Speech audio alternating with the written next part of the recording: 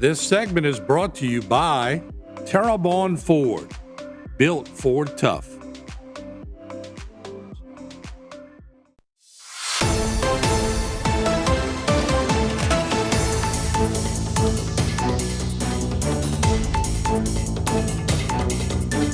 Boys and girls. Okay, I don't know if this thing's loud enough or not. Okay, my name is Miss Black, and I work with the Terrebonne Parish Indian Education Program. And part of what our program does is we identify the Native American students throughout our school district in all of our public schools, and if eligible, we enroll them in our program. Now, you guys have a really high number of Native American students here, and that's why Miss Susie Slaughter is able to be here to participate with you guys. So if y'all work with her in ELA or math or some other subject, she works as part of our program. Other things that our program provides, not only paras in different elementary and middle schools, but we do a literacy program with our middle school students where we provide books written by Native American authors, and you answer a question once a month, and if you do that, you get a gift certificate for a free pizza from Pizza Hut. And for our high school students, we do college and career field trips, and we help them with their FAFSA, with scholarship information. And for our graduating seniors each year, we do a great big Native American graduation ceremony in May. But in my opinion, the most important thing we do all year is during the month of November. You guys are our 20th presentation this month that we have done. We offer this to every elementary and middle school principal in the district, so you can thank your principal, Ms. Rodrigue, for allowing us to come in today to present to you guys. So the reason we do this program during the month of November is because November is designated as Native American Heritage Month. So each year, the President of the United States designates November as this month. And lucky for us, our superintendent, Mr. Bubba Angeron, did the same thing. And that's why we're allowed to come here and present to you guys. And so I've brought some really awesome presenters with me. I'm going to introduce all of them in just a second. But I want to go over a few things first. Some people buy cars based on the moon cycle. There are just different reasons that they follow it. So our Native people wanted to track that.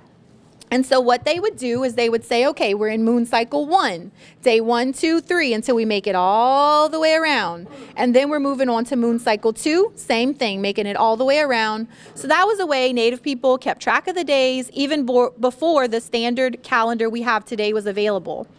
Now, a while back, we talked about the basket weaving and we talked about palmetto, right? Another item or thing that palmetto was once used for were actually for the roofs of houses. And so these are some examples of some palmetto houses. So this lady lived in this home. Her house, the walls of the house were made out of a mud or clay mixed with the Spanish moss we talked about earlier to keep it together. They would make the walls as tall as they needed and as thick as they needed. And then, you remember the big fans, the fan-looking palmetto pieces? They would use that to stack on the roof.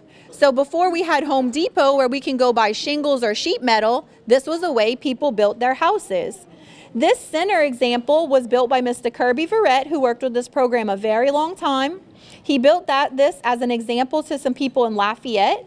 He used sticks or wood for the walls, but again, that roof is made out of those palmetto leaves. And so this was an example people could actually walk into and kind of see what it was like to live in a palmetto house at one time. The third example down here was built by Mr. Donald Dardar and some kids in Pontchartrain. They built more of a hut or a dome structure, and they used branches to make the structure. Then they attached the palmetto starting at the bottom until they made their way to the top.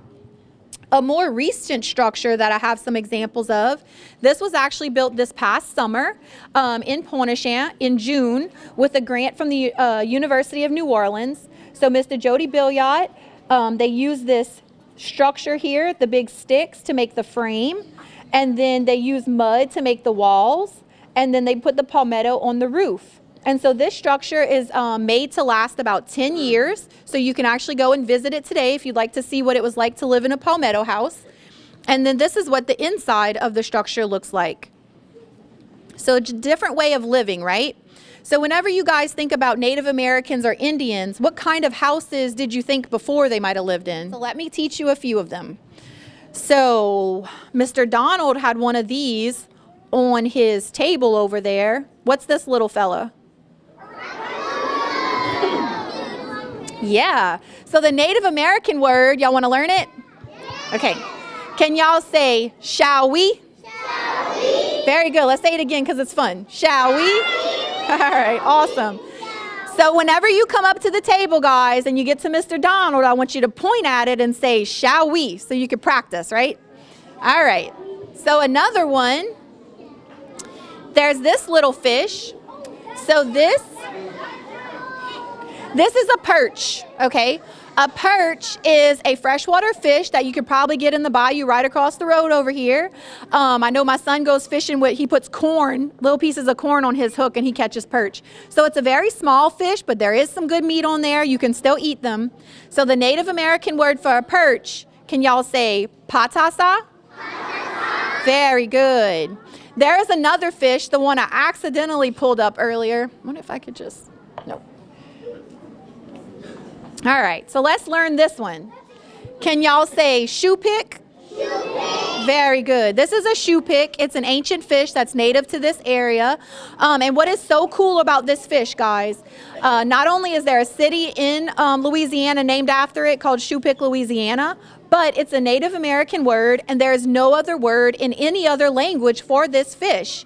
So it doesn't matter if you're speaking English or French or Japanese or German, this is going to be a shoe pick no matter. This segment was brought to you by Terrebonne Ford. Built Ford Tough.